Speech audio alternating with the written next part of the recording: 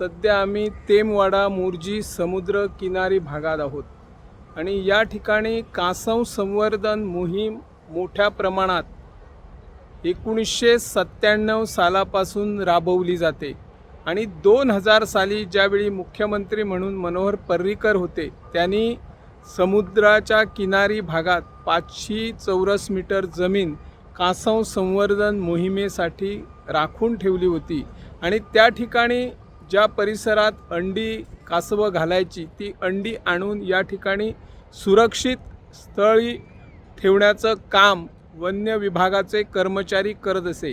आज जर स्थिती इथं बघितली तर ती जागेमध्ये कसे खोलगट भाग पडलेले आहे, किनाऱ्याचं पाणी कशा प्रमाणात वाढत जाऊन मातीच कुठंतरी गायब झाल्याचं चित्र आपल्याला दिसून येते आणि कासव संवर्धन मोहिमेवरही मोठ्या प्रमाणात परिणाम झाल्याचं दिसून येते।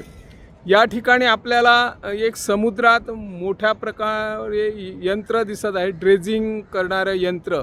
त्याचं मुख्य कारण म्हणजे या ठिकाणी शापोरा नदी आहे। शापोरा नदी किनारी भागात सरकारने मान्यता देऊन ड्रेजिंग करण्याचं काम सध्या सुरू केलेलं आहे आणि जी माती ड्रेजिंगद्वारे काढली जाते ती माती या ठिकाणी आपल्या समुद्रात सोडण्याचं काम ही यंत्रणा करत असते। परंतु त्याचा परिणाम असा झाला की समुद्र किनारी ज्या ठिकाणी आपली कासव संवर्धन मोहीम जी जागा आरक्षित होती त्या ठिकाणी खोलगट असा भाग पडलेला आहे आणि त्या ठिकाणी आता कासवांची अंडी ठेवण्यासाठी जागाच सुरक्षित राहिलेली नाही। पाणी एकदम टोकापर्यंत पोचत असल्याने आता कासव संवर्धन मोहिमेच्या अंतर्गत कासवांची अंडी वरच्या भागात आणून ठेवण्याचं काम सध्या सुरू केलेलं आहे। सरकारने ड्रेजिंग करण्यासाठी जी परवानगी दिलेली आहे ती परवानगी मच्छीमार व्यावसायिक जे आपले शापोरा भागात आहेत त्यांच्या आग्रह असतं, त्यांच्या मागणीनुसार आणि त्यांच्या समस्या त्या ठिकाणी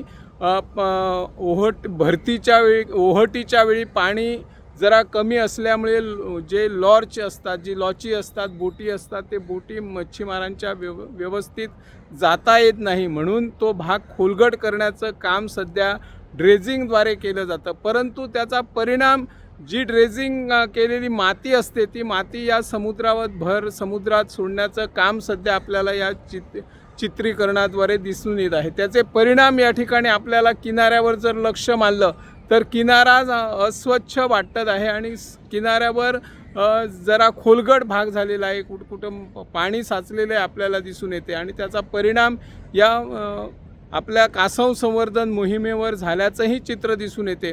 डिसेंबर महिन्यामध्ये मोठ्या प्रमाणात कासवं येत होती, आता यंदा या ठिकाणी कासवं येण्यासाठी दिरंगाई करतात की काय अशी शंका निर्माण झालेली आहे। सुरुवातीला हा जो भाग होता तिथं एकदम वाळू लुसलुशीत मऊ वाळू होती, परंतु आता पाणी टच झाल्यामुळे ती वाळू घट्ट आहे आणि या ठिकाणी जर कासव आलं तर त्याला अंडी घालण्यासाठी जो खड्डा खणायचा असतो तो खणताना किती प्रेशर द्यावा लागतो आणि ते मग होत नसल्यामुळे कासव परत माघारी फिरतं। यावरही आता पर्यावरण प्रेमींनी लक्ष देण्याबरोबर सरकारने लक्ष द्यावे आणि या भागाला एकदा तरी भेट देऊन काय स्थिती झाली त्याची पाहणी करावी अशी या माध्यमातून आम्ही मागणी करत आहोत। कासव संवर्धन मोहीम राबवली जात असताना आतापर्यंत या हंगामात 18 सागरी कासवांनी या ठिकाणी अंडी घातलेली आहे। जवळजवळ 1900 सागरी कासवांची जी अंडी आहेत ती या ठिकाणी सुरक्षित ठेवण्याचं काम वन्य विभागातर्फे करण्यात आलं आहे। मी निवृत्ती शिरोडकर, इन गोवा 24 ताससाठी।